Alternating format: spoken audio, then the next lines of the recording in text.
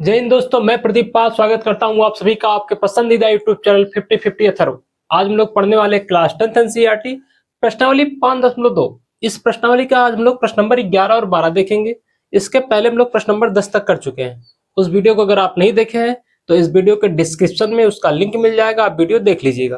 प्रश्न नंबर 11 है क्या, एपी सच दैट 3, 15, 27, 39 का कौन सा पद उसके 54वें पद से 132 अधिक है। ये हमें प्रश्न दिया है। तो सबसे पहले अगर हमें कहीं एपी दी है तो उसका प्रथम पद और सार्वंतर तो पहले लिख लेना है। तो प्रथम पद होगा क्या, 3, यानी ए इक्वल टू 3 आएगा।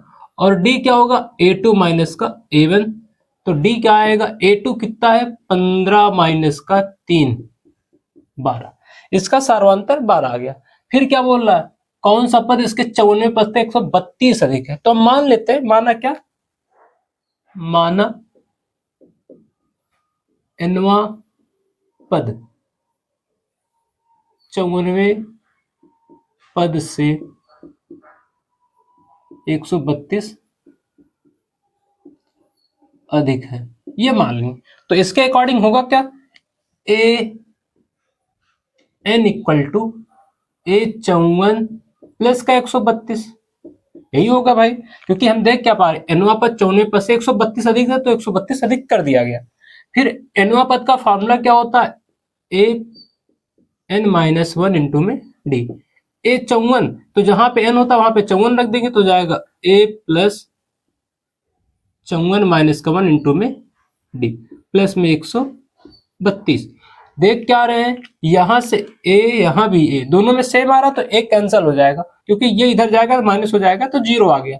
हम यहां देख क्या पा रहे, n-1 इंटू में डी, डी का मान कितना आया था, 12। इधर देखेंगे 54 माइनस 1, 53 इंटू में डी, डी कितना था, 12, 132। n-1 इंटू में 12 चल रहा है। यहां देख पा रहा हूं 12 तो है और 132 भी 12 आता तो कॉमन कर लेंगे, ज्यादा आसानी से हमारा कैलकुलेशन छोटा भी हो जाएगा। 132 से 12 कॉमन करेंगे तो 11 बचेगा। 12 एक के 12, एक बार गया बचा, फिर एक 12 हो जाएगा, फिर 12 एक के 12, तब 12 कॉमन करने के बाद ये 12 से 12 कैंसिल हो जाएगा। तो आएगा क्या, n-1 इक्वल टू, यहां देख क्या पा रहे, 53 प्लस 11 बच रहा है, n-1। यहाँ 53 प्लस 11 करना है तो 1 और 3 4 हो जाएगा, और 5 1 6 64 आ गया। ये 64 प्लस का 1 हो जाएगा, माइनस था जाके n हो गया प्लस में, तो हो जाएगा 65। इसका जो 65वां पद है इसके 54वें पद से 132 अधिक है, यही हमारा आंसर हो गया, n बराबर 65। ये जो हमारा आंसर आया है, इसके लिए 65वां पद इसके 54वें पद से 132 अधिक है, ये था। प्रश्न नंबर 12 है क्या, दो समांतर श्रेणियों का सार्वंतर समान है, यदि इनके 100वें पद का अंतर 100 है तो इनके 1000वें पद का अंतर क्या होगा। ये प्रश्न बस थोड़ा सा डिफिकल्ट लैंग्वेज में लिखा गया, थोड़ा सा टफ लैंग्वेज में लिखा गया, बाकी है बहुत आसान। कैसे, अभी ये कैसे हम लोग एग्जाम्पल लेने वाले हैं, जिस एग्जाम्पल से देखेंगे आप आंसर तुरंत बता देंगे, अरे यही था। तो पहले एग्जाम्पल सेट करते क्या है, एग्जाम्पल में इधर करता हूं, आप उदाहरण देखिएगा। उदाहरण में ले रहा हूं, जो ये बोल रहा उसी के हिसाब से उदाहरण ले रहा हूं। पहले क्या बोल रहा है, दो समांतर श्रेणियों का सार्वंतर समान है, तो मैं दो ऐसे समांतर श्रेणियां ले रहा हूं जिसका सार्वंतर समान है। जैसे पहला एक एपी ले लूं, ये 2, 4, 6, 8 डॉट। आप देख क्या पा रहे, सब में 2 का अंतर चल रहा है, ठीक। ऐसे में दूसरा समांतर श्रेणी ले लूं, 15, 17, 19, 21, ये हमारी दूसरी समांतर श्रेणी है। इसमें देख क्या पा रहे, इसमें भी 2 का अंतर चल रहा है, इसमें भी 2 का अंतर चल रहा है, मतलब सार्वंतर समान लिया गया है। इसके अकॉर्डिंग जो बोला था सार्वंतर समान है, तो सार्वंतर समान है। अब क्या देखें, अगर मैं थोड़ा सा ऑब्जर्वेशन दिखाऊंगा आपको, तो पहले दोनों पद का अंतर देखो, इसका पहला पद इसका पहला पद, दोनों का अंतर देखो, 15 माइनस 2 13 आ रहा है, 17 माइनस 4 13 आ रहा है। पहले पद का जो अंतर है वही दूसरे पद का अंतर है। अगर इसके चौथे पद का 21 से 8 घटाएं तो 21 माइनस का 8 घटाएंगे 13 आएगा, 19 माइनस 6 करेंगे 13 आएगा। तो हम लोग दिख क्या पा रहे हैं कि जितने पद का अंतर लेंगे वो समान आ रहा है। चाहे आप पहले पद का पहले पद से अंतर देखो वो भी समान आ रहा है, ऐसे इसके चौथे पद का चौथे पद से अंतर देखेंगे वो भी समान आ रहा है। तो इतना सा ऑब्जर्वेशन है, आप आंसर बता देंगे क्या हो रहा भैया। अगर इसके पहले पद से पहले पद का अंतर समान आ रहा, तो 100वें पद का 100वें पद से भी अंतर समान आएगा, 1000वें पद का 1000वें पद से भी अंतर समान आएगा। यही चीज है, अगर समांतर श्रेणी, दो समांतर श्रेणियों में सार्वंतर समान है तो कोई भी पद ले लो, उन पदों का अंतर हमेशा समान ही आता है। तो यहाँ भी वही होने वाला है, यानी 100वें पद का जो अंतर होगा वही 1000वें पद का भी अंतर होगा। ये हमारा एग्जाम्पल था। तो 100वें पद का अंतर मान लेते हैं भैया, AP1 जो है इसका जो 100वां पद है,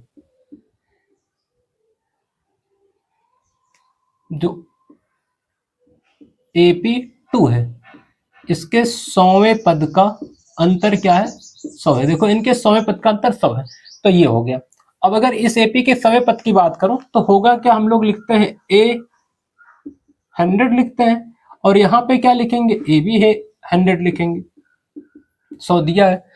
फार्मूला होता AN बराबर A प्लस N-1 इंटू में D। N बराबर 100 रखेंगे तो जाएगा A100 A प्लस 100 माइनस का 1 इंटू में D, तो हो जाएगा A100 बराबर A प्लस 100 में से एक घटेगा तो 99 D आएगा। मतलब जिसके 100वें पद की बात करेंगे तो A प्लस 99 D होगा, तो होगा क्या, A प्लस 99 D इसका हो जाएगा। अब इसकी बात करेंगे तो इसमें थोड़ा सा ध्यान रखना, पहले चित्र तो हमें सार्वंतर सेवल समान दिया था, पहले का जो प्रथम पद है, दूसरे का जो प्रथम पद है उसे वो हमें पता नहीं है। क्या बोला मैंने, पहले पी का जो प्रथम पद वो नहीं पता है, दूसरे पी का जो प्रथम पद वो भी नहीं पता है, लेकिन सार्वंतर समान है तो सार्वंतर रखेंगे। ये पहले पी के लिए अगर यहाँ पे ए आ रहा तो दूसरे पी के लिए इसको कुछ भी दूसरा नाम ले सकते हैं, बी ले सकते हैं। चलो बी ले लिए, तो ये क्या हो जाएगा, पहले एपी के लिए जहां प्रथम पद ए होगा दूसरे एपी के लिए प्रथम पद बी होगा, तो दूसरा जो एपी हमारा आ रहा उसका प्रथम पद बी हो जाएगा, तो B plus 99D equal to 100।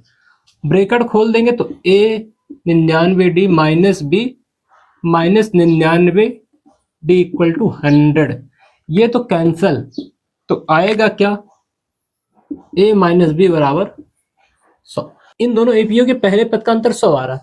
अब इसके 1000वें पद का अंतर देखने के लिए क्या करेंगे, ए 1000 AP1 बोल दे रहा हूं इसको, ए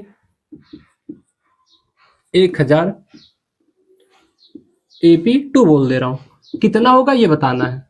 तो अगर 1000वें पद का अंतर लगाना होगा फिर से n का फॉर्मूला लगाएंगे, तो क्या होगा, AN equal to A plus N-1 into में D। n बराबर यहाँ पे कितना रखना, 1000, तो जाएगा A N 1000 माइनस का 1 इंटू में D, तो A 1000 क्या आएगा, 999D, ये आ रहा 999D आ रहा है। तो जहां पे हमें A 1000वां पद रखेंगे क्या होगा, A प्लस 999D।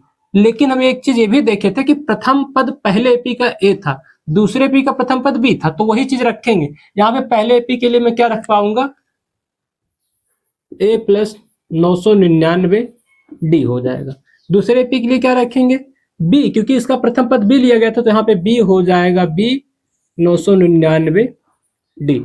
अब देखते हैं, ए 999D माइनस करेंगे तो माइनस बी हो जाएगा, माइनस 999D आएगा। ये तो कैंसल फिर से, तो आ क्या गया, a माइनस बी, और a माइनस बी बराबर आया कितना था, यहाँ पे देख पा रहे हो, a माइनस बी बराबर कितना आया था, 100, तो हो जाएगा a माइनस बी बराबर 100। समीकरण 1 से, समीकरण 1 से देख क्या पा रहे हैं, यहाँ पे a माइनस बी बराबर 100 आया था, तो यहाँ भी a माइनस बी बराबर 100 आएगा। यही हमारा आंसर हो जाएगा। आंसर हमें पहले से पता था, क्योंकि तरीका हम लोग पहले समझ गए थे। अगर आप इसको समझ जाएंगे तो ये आपके लिए एकदम ना के बराबर एकदम इजी लगने लगेगा। बस इतनी सी बात थी, इतना करना है, इसके आगे कुछ नहीं, यही हमारा आंसर हो जाएगा। यह वीडियो आपको कैसा लगा कमेंट कीजिएगा, हमने आपको कैसा समझाया, उस चीज को कैसे एक्सप्लेन किया, इसके बारे में कमेंट कीजिएगा। थोड़ा सा हम भी जान जाए कि आप समझ कैसे पा रहे हैं या मैं समझा पा रहा हूँ कि नहीं, इन सब चीजों के बारे में आप कमेंट करेंगे तो हम भी थोड़ा सा मोटिवेट होंगे। और वीडियो को अंत तक देखने के लिए आपका धन्यवाद, थैंक यू।